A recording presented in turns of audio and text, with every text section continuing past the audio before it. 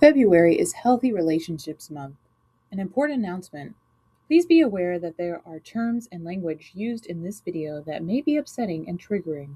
We encourage you to prioritize your needs and take care of yourself. Hello, everyone. Welcome. This is Building a Safer Herd, Healthy Relationships, Early Support, and Campus Wellbeing. We thank you for being here today. My name is Jessica Bailey. I am the Assistant Director of Case Coordination and Data Assessment here at Marshall University, which is a big fancy word for I read every report that comes into the university and make sure it's sent out to the appropriate places. We're talking about BIT, so a little bit about my role in BIT is that I make sure that all of the cases get sent to the proper people to make sure that the support services are reached to the students. So that's a little bit about me, and I am not alone. Joining me is Darian Markham. Darian, do you want to introduce yourself? Sure. I'm the Title IX Case Manager and Hearing Officer at Marshall. And in this role, I work with Jess a ton whenever she's sending us reports or whenever our office is sending over reports, whether it's to the BIT team or to the Office of Student Advocacy and Accountability. I'm so thankful she's here with me today. And we're going to talk a little bit about BIT and Title IX. So let's get talking about the BIT stuff today. So what is BIT? BIT is a short version of the Behavior Intervention Team.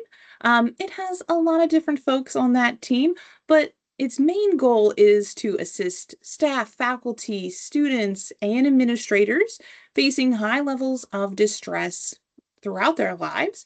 And we also tackle some of those behavior problems you may experience. So we are a collaborative team.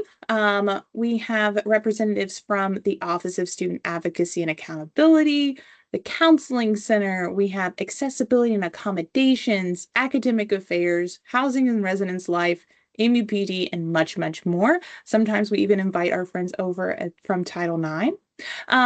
One of our main goals is that we want our students at the university and really anybody in the Marshall community to stay safe. And BIT's here to make sure that we respond and make sure that our students are safe on campus. We assist folks by connecting them to available support services. And once we get those supports, we don't just do one thing and let it go. We like to continuously monitor them to make sure that they're getting the supports that they need even after that initial report, and then continue until that problem is at least more manageable or completely resolved. That's our goal, at least. So what BIT is not? We are not a disciplinary body. We don't adjudicate or discipline or impose sanctions on anyone or any of our members of the community. And it's not intended to address random conduct matters that occur throughout the classroom and needs to be severely impacting the classroom or something that happens continuously and not just a one-off thing. So we might talk about the differences with that in a different video, but if you do experience any sort of students in distress, for example, continuous problems in the classroom that may need intervention, or you yourself might be experiencing some difficult times, then making a BIT referral might be the best place to go. So BIT referrals, we like to see in those BIT referrals and ways that we can really help are to explain what signs of emotional distress that you're seeing. So could be crying, it could be withdrawing, helplessness. It could be reported to you if you're a faculty member, or maybe addressed to you if you're a student by another student. So could be things like, I haven't seen my roommate in the dorm for a few days. A student may report that. Or a faculty member may be saying, well, I've noticed the students withdrawing from class when they were really active. So that could be a sign of emotional distress. Maybe there's disruptive or disturbing behavior that is continuous outbursts or refusal to follow directions. It could be on the violent side, but if you do see things that are more violent, we encourage you to call MUPD first. And then you can always file that report to get that student services later. But it doesn't have to be just something that happens in the classroom live when when that class lecture is happening. It could be something that you're noticing in their writing that's a little disturbing. You want to seek help for that student. And then another thing we see in our reports is that change in appearance or behavior. So maybe our students' health is declining, our hygiene's declining, there's erratic moods that they're experiencing in class or even through email exchanges or something online. So that might be something that you might want to file a BIT report about.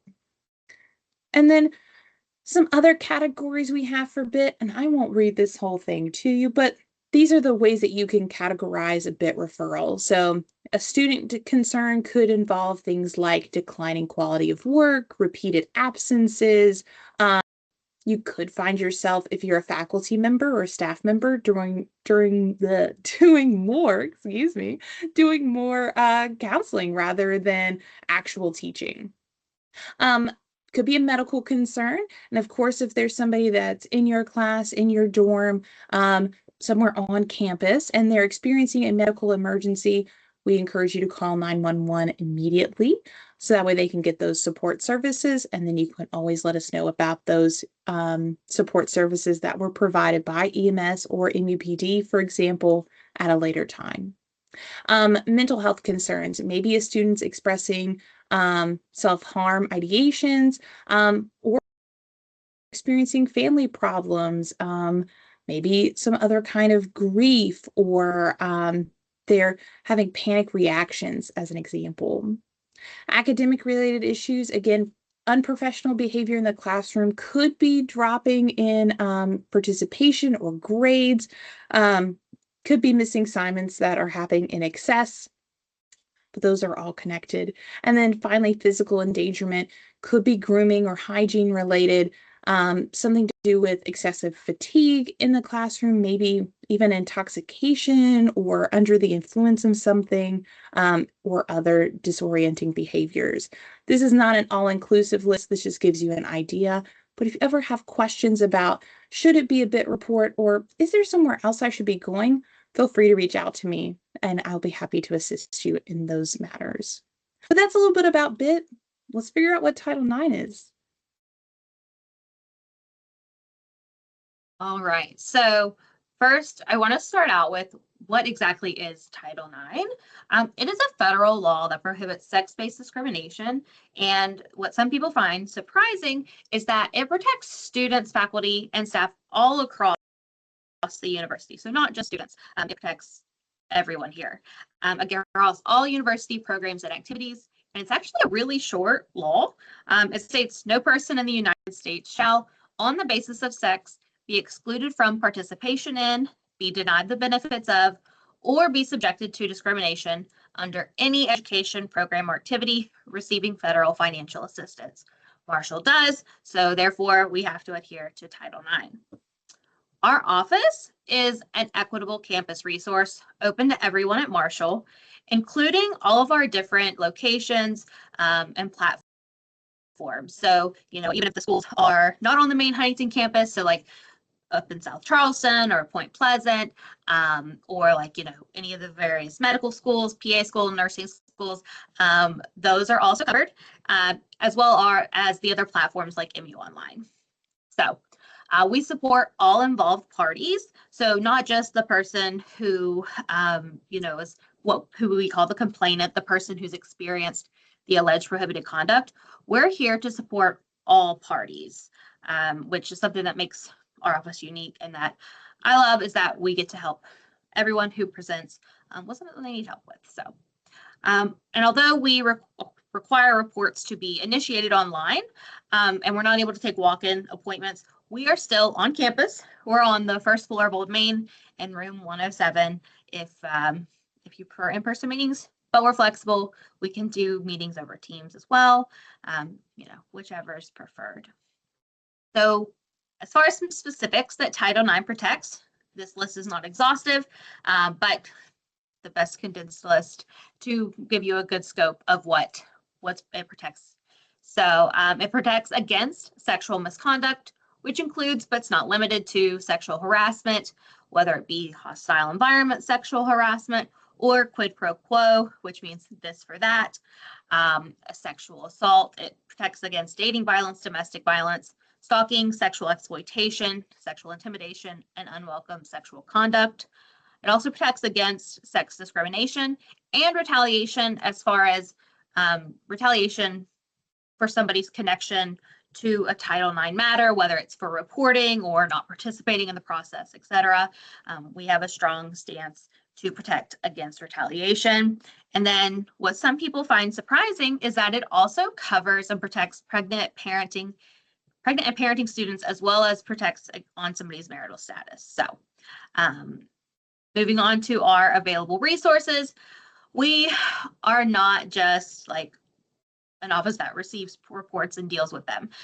We are truly a campus resource. We can offer a variety of supportive measures to those who are involved in the Title IX process in some way, whether it's help with academic supportive measures or non-academic ones, such as maybe you need, maybe we need to get you to a different housing location due to like your location being known. We work with a lot of different offices on campus to try to get those things done.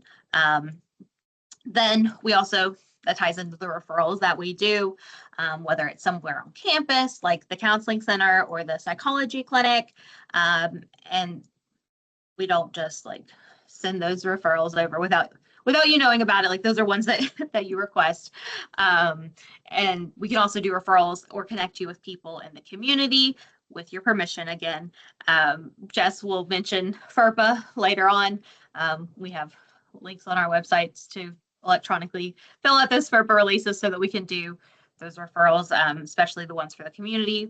And then we also love to educate and train on Title IX, and then just different awareness situations or situations to be aware of and things like that. So, all right. So what Title IX is not. So first big thing that some people might be surprised by is that like we're not a court of law. So our hearings and whatnot are not true legal proceedings. We're also not an emergency response team. So if you file a report to us, it does not mean that MUPD or somebody gets a copy of it. So a theme you'll hear throughout is please make sure that you take care of your immediate safety first. It nor Title IX are emergency response teams. So the Title IX process is a university administrative process. There's a lot of help and support through that, but there's also other ways that we can get you connected to things that might help your situation.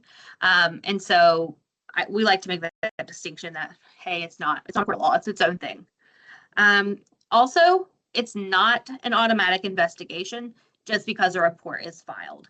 In general, we try to let the complainant determine whether a matter goes to the investigation stage. There are some caveats to that. If there's a situation, for example, that would threaten a significant part of the campus community, it's not like an isolated thing, that's something that the Title IX coordinator might have to go ahead and sign what's called a formal complaint on and proceed with an investigation. But in general, we try to put the complainant in control of the situation and let them decide. And then for the third thing that Title IX is not, is that the outcomes are not ultimately decided by a single person at the hearing stage. So if a Title IX matter goes through the whole process, and you can find more details about that on our website. There's a ton of information, but we're always happy to talk about it as well because it can be confusing. But if a Title IX matter goes from the report to a formal complaint being filed to being investigated, and then it goes to a final hearing, that final hearing is actually heard by a panel of 3 review panel members. And they have to have at least a 2-to-1 majority vote for any finding of responsibility and then a sanction determination. So you don't have just a single judge up there being like guilty or not guilty. So we like to go ahead and share that with people as well. So When to file a Title IX report. These are just, again, this does not cover every situation. In general, if you're not sure, please, and I think Jess would echo this sentiment, please go ahead and file the report. Even if it doesn't necessarily fall into one category or the other of where you filed it, we will get it to the right place. Jess is amazing. She reviews everything and she reaches out to different offices to make sure that something is where it belongs, or to be like, hey, heads up, we're transferring this report because it doesn't belong where it was filed. So, but in general, if somebody discloses to you, please make sure to report that.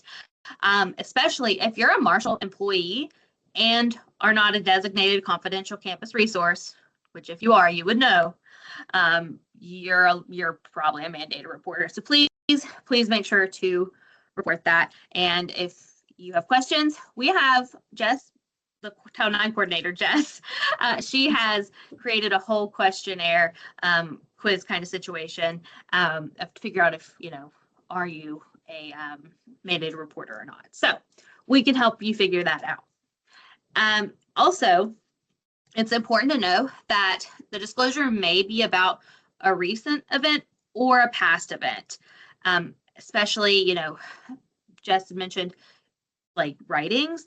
Those, it might be something that's disclosed in a like in an essay or something, and that should still be reported. We can still help support students even if something didn't happen on campus or happened before they came to Marshall. We can't necessarily go through the formal Title IX process at that point. However, we're still here as a resource for them and to support and help them.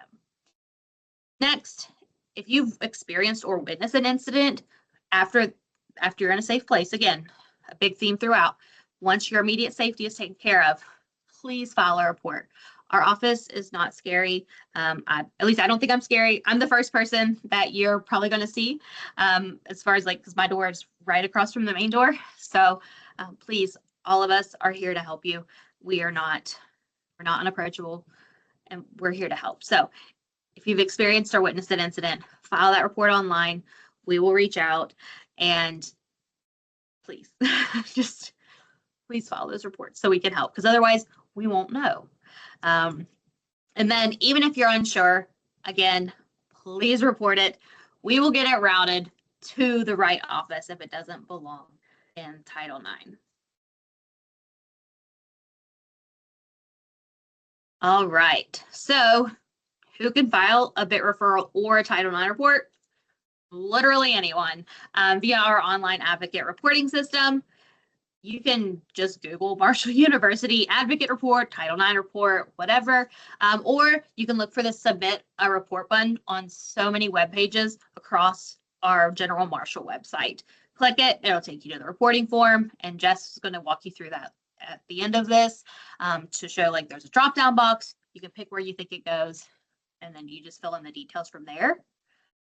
Remember, though, an online report through our advocate system is not the same as requesting emergency assistance. If you're in an emergency situation or in crisis, please contact MEPD, 911, or our Marshall University Counseling Center crisis line. A whole lot of C's there at that number. There's all sorts of emergency service supports. We definitely want to make sure that you taken care of that way first before you worry about filing a written report anyway. So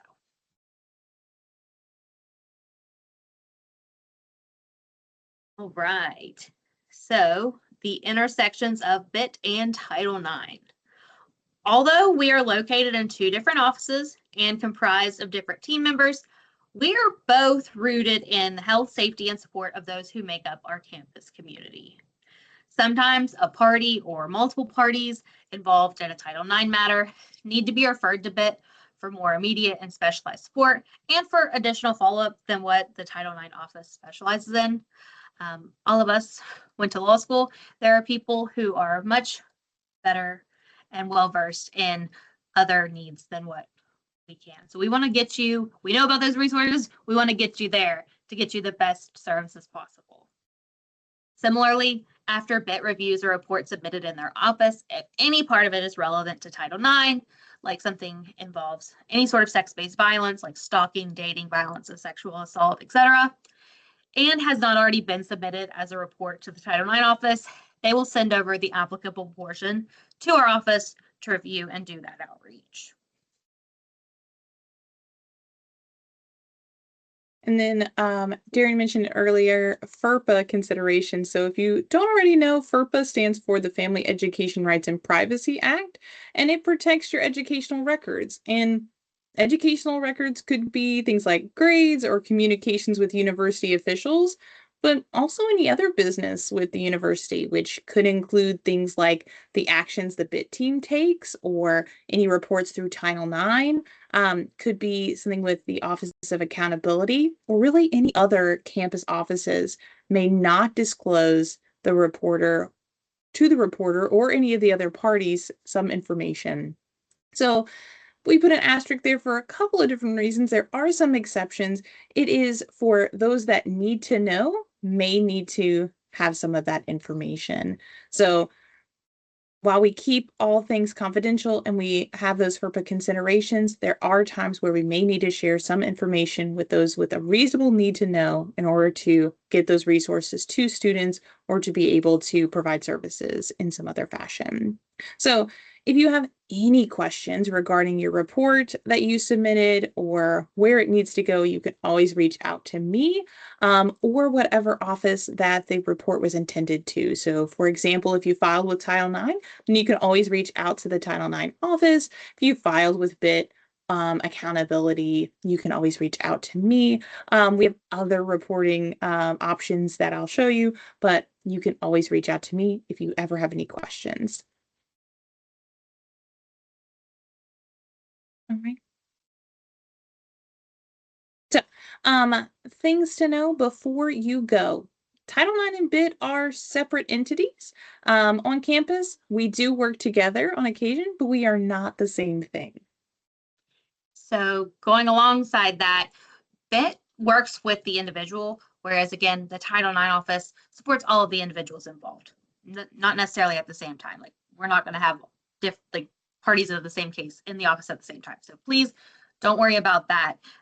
We just like to make it known that, hey, even if you're the respondent and have been accused of something, we are still going to help you. And also, you're presumed innocent until that final hearing. So again, please look on our website for more details, and we are always happy to provide clarification. Just know we're here to support everybody involved in the process. And going along that same line of helping people throughout the process, BIT, if you're referred, is not a punishment. It is just somebody that is concerned about your well-being, and they want to make sure that you're connected with the right resources and that you're supported through your time here at Marshall University. You may even want to file a BIT report for yourself to make sure you get the right resources and support. And so we're always here for you, the collaborative team. So if you get a reach out from somebody on the BIT team, do not think of it as a punishment or if by any means that you failed through your journey at Marshall. Everyone needs help and support throughout their time here. So it's just a step for us to connect with you. And similarly, no one is automatically punished for a matter that's reported to the Title IX office. As I mentioned before, those who are involved still have due process rights and get to share what their side of what happened. Also, if the complainant, the person who experienced the prohibited conduct, doesn't want us to contact the alleged respondent, we try to honor those wishes. Again, there's an asterisk because, of course, there is with people who have gone to law school or who are attorneys. It's always like, it depends. It really does depend. I mentioned before, we have to take into consideration like the whole campus safety concern. How many times have we received a report with these same individuals, similar situations? So it depends. And when you file those reports or the referrals, or whenever you use our reporting system through Advocate, we always encourage people to file with your name and your information. You can report things anonymously, but when you do, it does limit our ability to be able to reach out and offer support. Especially if we have questions in the report, it may be hard for us to make a determination or even to continue throughout the process. So we always encourage people to provide their name and information so we can reach out with those supports, ask any questions should we need it. And then we can leave it up to that complainant, for example, in Title IX, if they want to continue with the process, or the person of concern for BIT reports, if they want those resources and they want that support. Yeah, but if we don't have a complainant's name, we can't reach out to anybody. I mean, we can reach out to the reporter, but the reporter may have also filed anonymously. So if they're not the complainant, so please avoid anonymous reporting so that we can help. Finally, BIT reports and Title IX reports are completely separate. Even when one is referred from one office to another, the referring office doesn't have access to the files. So if I file a BIT report, I don't see that BIT report anymore once it's filed. If you put your email address in at the top like it asks, you do receive a reporting confirmation for your records that, like, here's the narrative that you put in, and then here's the case number associated with it, but that's it. It's handed off to the BIT team. You don't get to access or know anything further. Similarly, Title IX files, or I think I may have already said that, but reiterating, Title IX files are only accessed by our office. So like others in the Office of Student Advocacy and Accountability, they don't get to see them. Jess is an exception because she is the one who processes all the reports. But other than that, they don't see our stuff. I don't see their stuff. And BIT reports and files are only accessed by those on the BIT team, so that interdisciplinary team. So not everybody in one team member's office gets to see it, only that particular team member. And then here's our contact information here. Darian mentioned that if you submit a report, you're going to get that confirmation email with that report number. So if you ever have questions about your status, or if it's been processed, or if I've received it, you can always reach out to me. That's my contact information there. And then we've got Title IX's information as well. We've also got our websites here. Feel free to take a look at those websites to get more information about the things that we've talked about today. So now it's time to show you, well, you went through this whole thing, you've heard us talk, and now you're thinking, maybe I do need to file a report, or it could be for a BIT referral, it could be for Title IX, or it could be for anything else. So I'm going to show you the easiest way to be able to do that. And I'm going to give 1 second to do that, making sure we're going to see the right screens and everything here. Alrighty, so I'm going to show you what it looks like through my MyMU. So it does not bother me you see my classes or anything like that. But your MyMU should look similar to this. And we've made it so easy for you to file a report through MyMU. So if you scroll down, you're going to be able to find it on your student quick links, and it's the second one down as of today. So hopefully it'll still stay that way, but here's how you find it now. So we're going to click on Advocate Submit a Report, and it's going to take you to the Office of Student Accountability's landing page to be able to submit a report. And you're going to be able to find that Submit a Report button right here. But you can find it in a multitude of other places. Title IX has it on their website as well. And if you scroll down to the very, very bottom of the Marshall University landing page, just going to marshall.edu there, then you're going to be able to find it at the very bottom with student complaints. So we've put it in a multitude of places for you, but let's look at what that report looks like.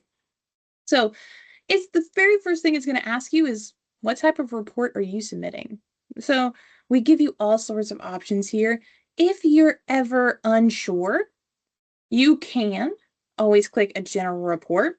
I can try to figure it out. If you feel like it could be Title IX, you can file it as Title IX, and Title IX office will make that determination. And should it not be Title IX and they need to send it to somewhere else, they absolutely will. And then if you feel like it's a code violation or maybe a bullying situation, maybe that's an accountability issue. And then, of course, our behavior intervention team. So I'm going to show you the behavior intervention team one It's going to give you some of the same information the other ones are. So every reporting type is going to come up with what exactly that reporting type is. So if you read this and you go, I don't think that really falls into it, and you can always pick a different report type. Easy as that. Again, no mistakes here. If something happens and it needs to be adjusted, we'll make that on the back end. So we're going to ask you some simple questions to learn a little bit about you, the reporter. Who are you? How can we contact you in case we have questions? And again, although it's not encouraged, there is an option to be anonymous here. And we have an anonymous email you can just copy and paste into that email address bar. Again, we encourage you to include your name and information. It makes it easier for us to be able to investigate and continue through the process and to reach out if we have any questions. Parties involved, when we have complainants here, for BIT reports, that would also be the person of concern. But think of it like the person that's experiencing the problem or issue that you're reporting or you're referring in the case of a BIT referral. So you're going to give me as much information as you can, including their name or MUID number if you happen to have that. An email address with their Marshall University email address is also fine, or some other way that we can identify them. If you know their preferred name or versus their name that's maybe on a different document somewhere, then be sure to let us know that you don't actually know their name, and but this is what they go by. That'll help us out tremendously. On other reports, you may see another option that says respondents, and that would be the person that is causing the issues to the complainant or the person of concern. So sometimes people get that tripped up. Witnesses, anybody that witnesses that problem there. You've got date and time of the report. Doesn't have to be precise, but it is helpful for us to know that information. And if your report expands over long periods of time and not just one date and time, you can let us know in this incident description here. And when you provide that incident description, provide as much information as you possibly can. This helps us out tremendously to be able to figure out what exactly we need to know and where it needs to go to provide those services. In the case of a BIT referral, it could be what supportive measures have already been offered to the student and their reactions to that support. It could be things like what you've noticed in the classroom that has caused you concern and why you want that to be a notification to our BIT team. But for Title IX, it could be what is the thing that is causing the report? What are the problems that they're experiencing? How is that an example of, if you select stalking, for example, how is that stalking? Or what does stalking mean to you in that context? Or any of the other multitude selections for Title IX. They have a drop-down menu in their own reporting system, but those are some things to keep in mind. Other things that are required for you to submit are things like, is this part of a university activity? Did it happen on campus? Is it part of the classroom or on university-owned property, for example?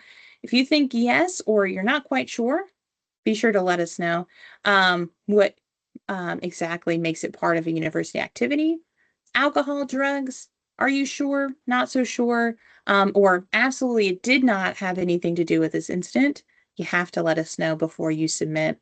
And finally, if you've got documentation, those screenshots, anything that helps us be able to understand that situation better, emails, text messages, Snapchats, you name it, the more supporting information we have, better it is for us to be able to get those supports and to do investigations in the case of Title IX or accountability to be able to support our students.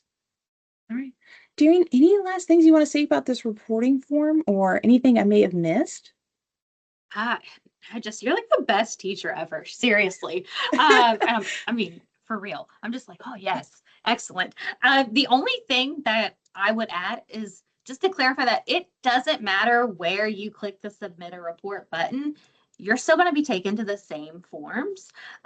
So like Jess said, there are so many places that you can go to submit a report, and it's going to take you to the same report. So if you're going to the Title IX website, just because you click the submit a report button there, it does not limit you to only filing a Title IX report.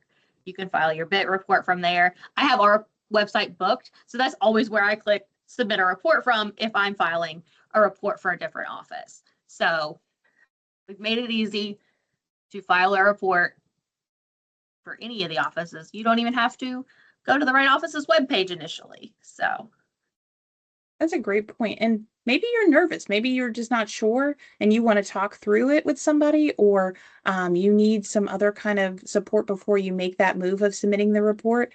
You can always come to, for example, I'm in the Office of Student Advocacy and Accountability. You're more than welcome to come see us, see the Director of Student Advocacy, Kat Smith. We're happy to help you through that process and be able to walk you through how to file that report.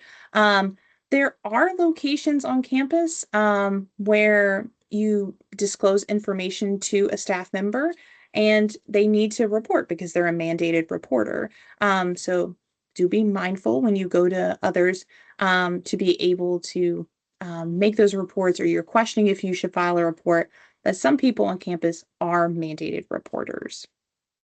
and similarly, some are designated confidential reporters. So if you're not wanting to make that, report yourself or have somebody who is required to make that report for you, so go to one of those confidential resources. I know they're listed on our page. I think they're listed on the individual pages of like those places as well. But for example, that's going to be things like the counseling center, the psych clinic, people with those sorts of like medical patient privileges. It's going to be, there's like clergy members, like the religious centers across campus, the women's center, and the violence prevention response program. They are confidential resources as well. Honestly, I just Google Marshall University confidential resources. It pulls up the page on our website. The coordinator has made our website super thorough. So wouldn't doubt Google it. I might be showing my age at that point. So Hey, and that we try to make it easy for our students to be able to not only get the resources they need, but find the people that they can talk to be able to get those resources and feel comfortable on campus. Right. Well, we thank you all for joining us today and for listening to this video if you're watching it later. And again, if you have any questions, feel free to reach out to Darian or myself or anybody here on campus to be able to help you through this process or whatever you may be experiencing here on campus. So thank you.